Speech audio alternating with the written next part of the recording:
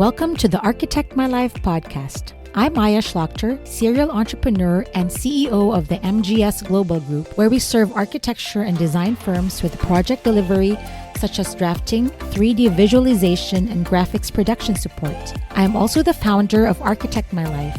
My goal is to help creative entrepreneurs such as architects and other design-related professionals scale their business to 6 or 7 figures. I also show them how it's possible to do this while living a rich life outside their work, reclaiming time and energy for themselves and their families. Creatives were taught how to master their craft, but not taught how to run and grow a business. Each podcast episode features a different entrepreneur from the creative industry who shares their journey towards success. If you have a growth story that others in our community could benefit from hearing, stick around to the end of the show to see how you could be a guest in one of our future episodes. Now, let's dive into this episode.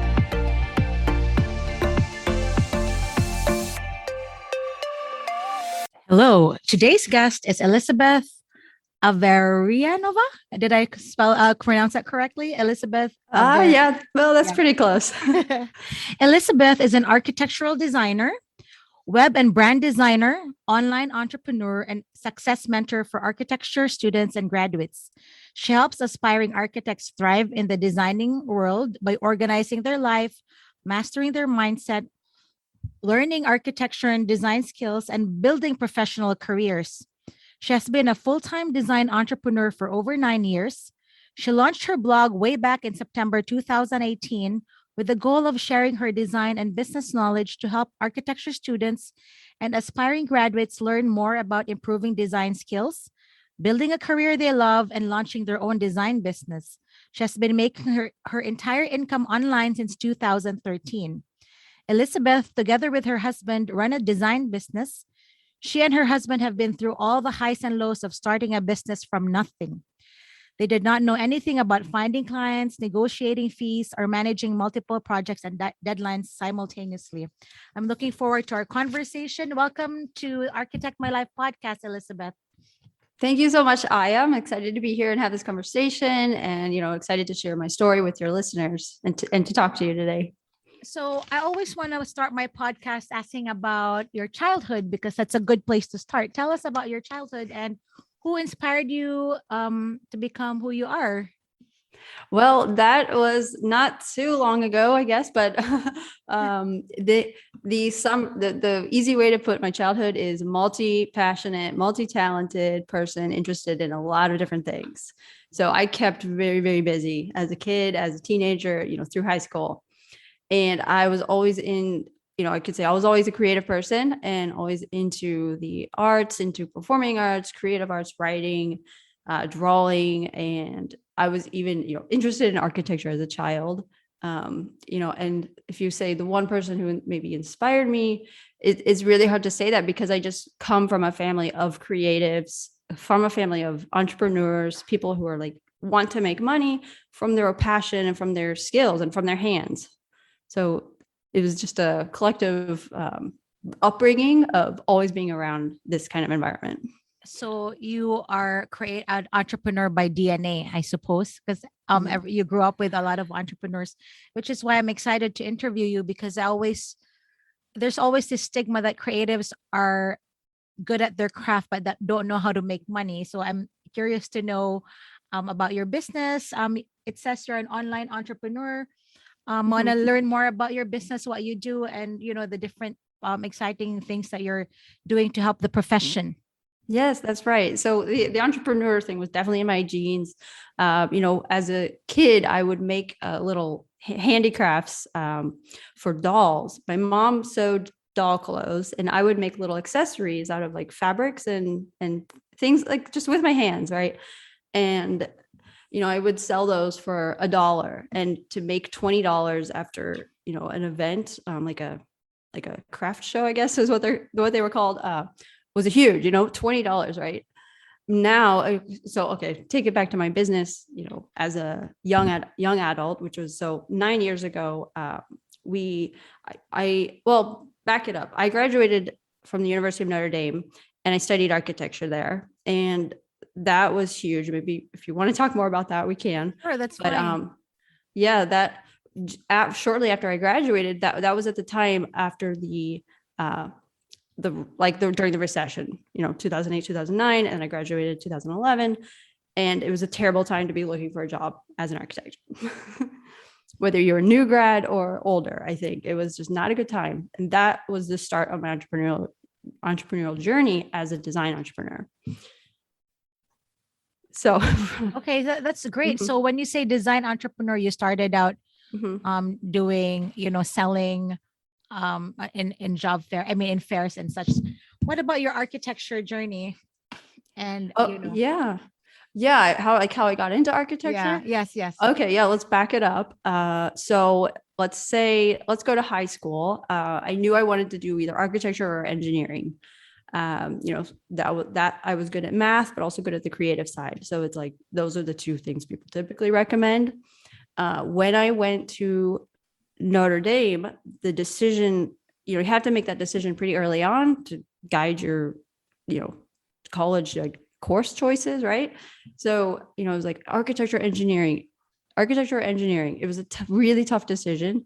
The program at Notre Dame, they go to Rome for an entire year. So it's a 5-year program, and we go to Rome the 3rd year for the entire year. Honestly, that was the deciding factor. Oh, wow. That's great. Notre Dame is very impressive school. Congratulations. Yes, thank you. Getting in there is very difficult. So I'm more interested about your entrepreneurial side. What do you mean by being an online entrepreneur in the built environment? Talk about that a little. What kind of online businesses do you have? Yeah, it was okay. So that was something that was just, I didn't know anybody else when my husband and I started, after we graduated, and we were looking for the job, but we couldn't find it. We basically started to go online.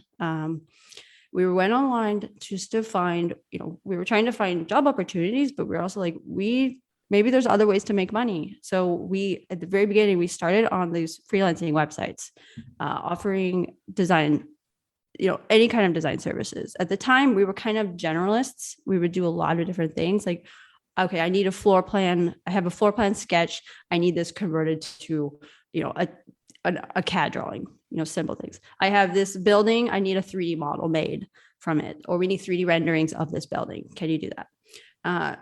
So it started with small projects, and since then it evolved into much bigger projects, actually like full construction drawings for like Greek villa on an island in Corfu, and it's like a $2 million house, and we're doing like the full construction drawings for that and the full process. So when I say online design entrepreneur, it's something I didn't know anybody else at the time doing, and it felt very strange. Like in the architecture world, right? It's a very traditional type of world, and to do something so different was hard to like articulate it at the time, like what we were doing when we were talking to other architects. Right. It was like so strange. But actually, we do the same thing too in our company. What we're doing is actually a service to our, the profession, because especially now when it's really hard to find team members and staff and draftsmen, there's support services like your company that does that, which I think, still is architecture. Like sometimes people say, are you doing architecture or doing architecture support? Like, do you get those types of questions? Like, what are you designing? Like, like in terms of design, because it's different when you do architecture support versus design. So when you say you help people in design, your mentors, your students, like where do you mentor these students? Is it through the blogs, or do you do speaking engagements? Talk about that. Yeah. Well, it's mainly through the blog. So it's mainly targeting younger people younger in the industry, who don't even know how to make money online with their design skills or with their architecture skills. So definitely that blog. It's I get a lot of emails from blog readers of like, I don't know how do I start, making money online as a designer? What should I, like, they say like, I'm in school. I don't know what to do with my career. Sometimes these kind of emails, right? Yeah. That's great. So No, yeah. no, I mean, a lot of kids, especially in, the people who are graduating, really need a lot of mentorship and help in terms of guiding them through just finding a job and, starting a business, especially a creative business. So, Mhm. tell me about Studio Classico. That's your business, right? You and your husband are Mhm. both Mhm. architects, and Mhm. yeah, talk about Studio Yeah. Classico. Definitely. Well, we're both trained in architecture, with an architecture background and education, and we're on the path towards licensing still there. So, Studio Classica, that is my business. So it's our business has taken different iterations. So this is like the third or fourth iteration, but it's where we are right now. And there's two sides of it. So we do architectural design, mainly for residential projects, across US and UK and in Europe. And then that site also provides 3D like visualizations and BIM, BIM development of BIM, combining the design and then evolving it into like the BIM, uh, you know, models and the whole projects in the BIM world. Specifically ArchiCAD. My husband's an expert with ArchiCAD and Revit, and so that's a whole side. That's the whole side of one side of the business of Studio Classica, right? And then the other side is branding services. So branding and web design services. And this is really my sort of part of the business. I'm in both sides, right? But this I really is like my current passion is really helping entrepreneurs with their online presence, with their branding and their online presence, right? Yeah. So you do a lot of their websites for creatives, or for in general for a lot of different types of industries, or is it just for creatives? It's very niche because I've learned from being a generalist to being really specialist, and the benefits of getting more niche and getting more specific. We specifically help online female entrepreneurs, so especially people with personal brands. Oh, that's interesting. So can Mhm. we find some of your work in the website? Yes, absolutely. Our website, studioclassica.com. We're redesigning it right now. Like literally this week, I'm working on that. It's going to be live probably by the time of this episode. That's great. So I have a So, question about business development. How do you find mhm. clients? Because that's what the problem that a lot of creatives have. Like, a lot of creatives have a pipeline based on referrals and, just referrals. But what Mhm. happens when the referrals and word of mouth, they're all done? Like, where do you find clients? What's your strategy? This is like the golden ticket question, right? Because we for several years did operate on just referral clients and repeat clients. And part of that is I believe so strongly in the client experience. What is that experience of working with you? That is so important, because then you can get a business with just referral and repeat clients. But what happens when, like, okay, you want new clients, or the referrals are not as active, let's say. Right now I get clients from social media, from Instagram marketing and social media marketing. Oh, wow, that's great. Talk about that a little more, because I'm sure our audience will like to hear about that. That's right. So and I will say we had an online business since 2012, 2013, but the first years I was almost afraid to use social media. And so it was just in the past 2 years I really decided, okay, I need to get better at this. I need to do this. And if I give like really tangible, how do you get a client through social media marketing? Um, it was initially through Facebook groups, not just randomly on Facebook, but specific Facebook groups, with, in my case, female entrepreneurs, and, people who are interested in their online personal brand kind of groups. Yeah, I think you're absolutely right, because Facebook groups, you get to be intimate with the people in the group, because like when you're in a group, it's easier to connect with people and make conversation. I think that's one thing that architects need to do. Maybe, I mean, if I can add, even if you're an architect interested in hospitality, maybe hang out in groups that are into, real estate people that do, interior design work for hotels, and make a conversation right? Because everything is Mhm. online, especially now in the COVID world.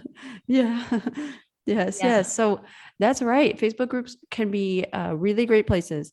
Another great place is Instagram marketing. And right now, so I started with getting Facebook group clients and then evolved into Instagram clients, which is just for, and I'm here, I'm speaking specifically about the web design, branding design Okay. side of things. And we're soon going to apply this to the architecture side to test out, what I've been doing and Yeah. see how that goes.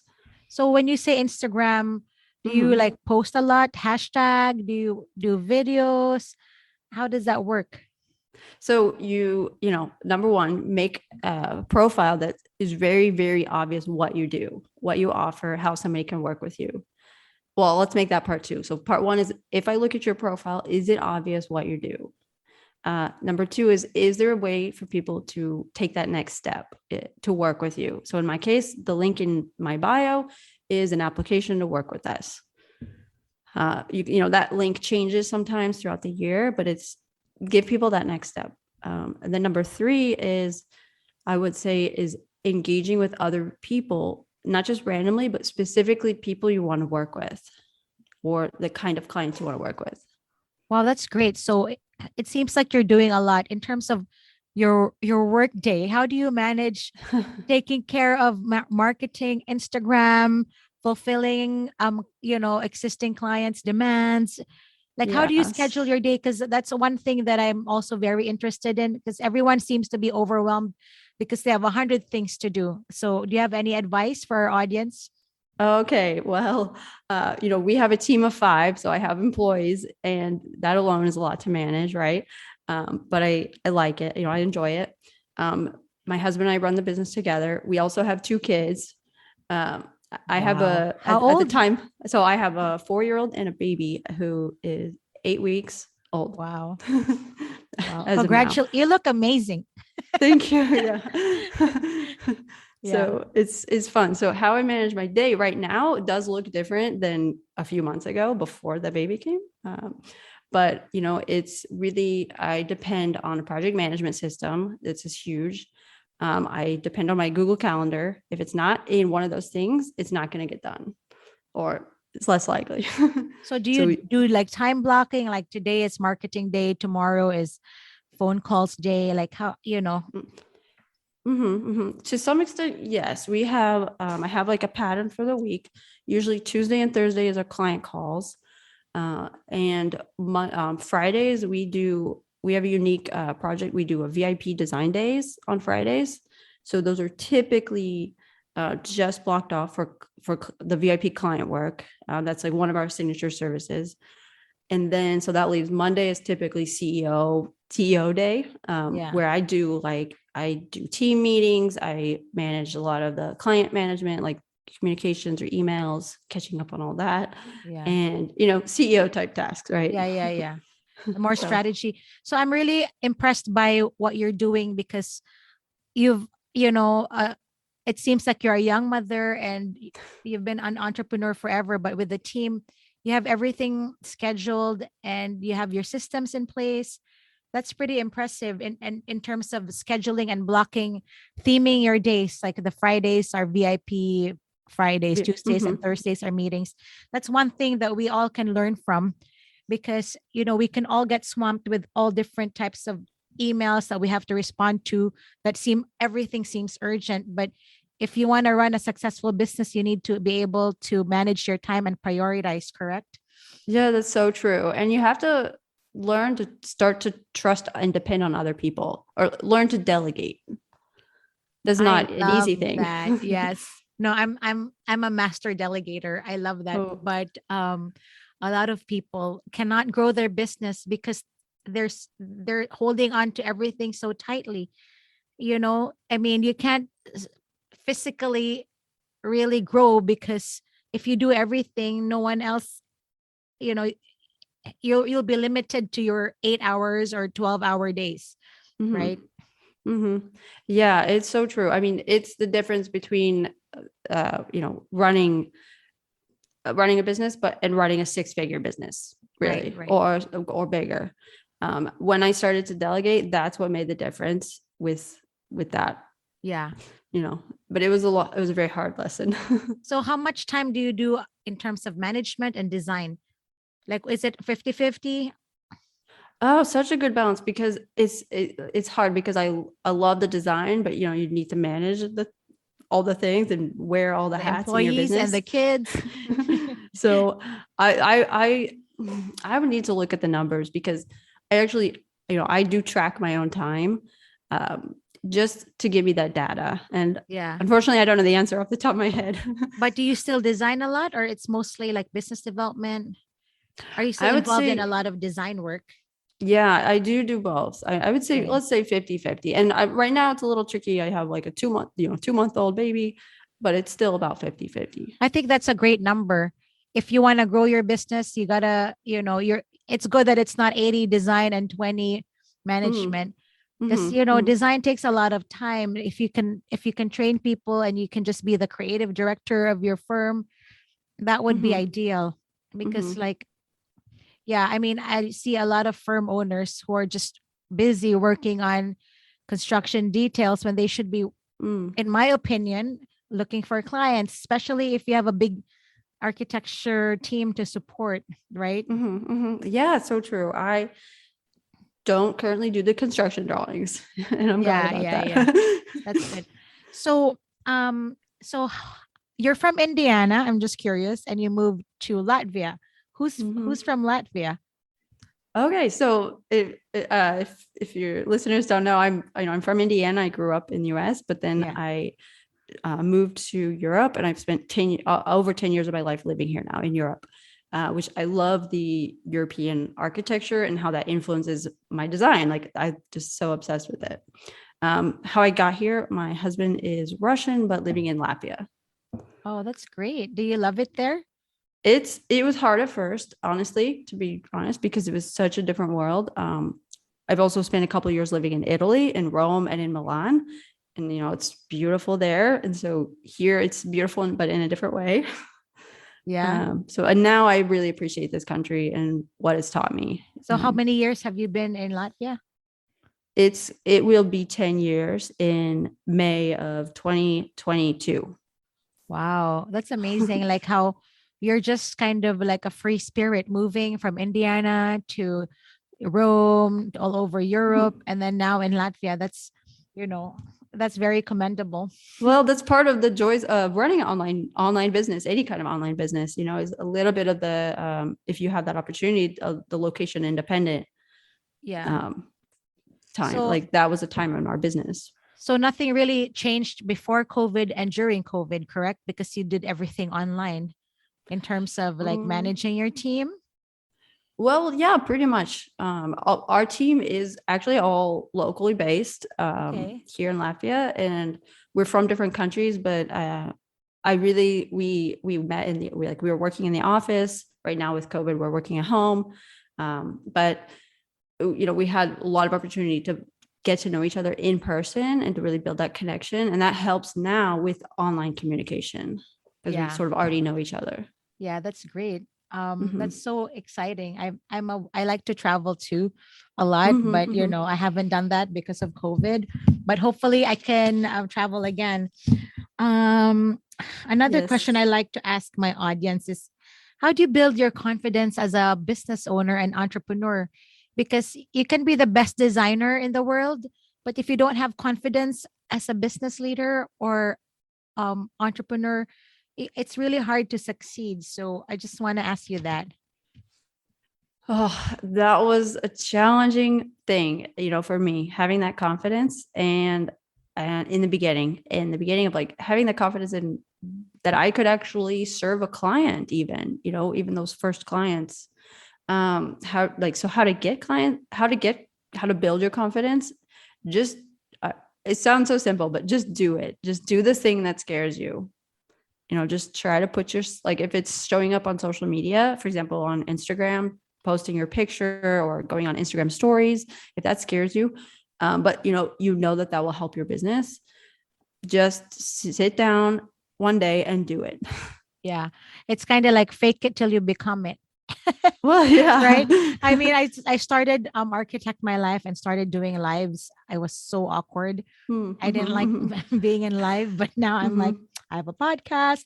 You kind of just put yourself Yeah. out there. We have to just be authentic to, ourselves. We are who we are, and just be transparent about what we believe in, and, be true to ourselves, right? Hmm, Um, totally. yeah. So this is another question I like to ask. What's your favorite mistake that turned into a blessing? Oh, you gotta put me on the spot with that one. Okay. So favorite mistake that turned into a blessing. Uh, uh, okay. I can think of a few. I would say uh I don't know if it's a mistake, but I was told, you know, I turned in a design. Let's go back to university. I Yeah. turned in a design project, and it was really unfinished, like really, really unfinished. You know, Yeah. those deadlines in university were insane. Like the amount of work you had to do as an architecture student and finish by the deadline, very challenging. So I turned in at least more than one project, totally unfinished, and it was really bad though. This one was Yeah. really bad. So it was kind of a mistake.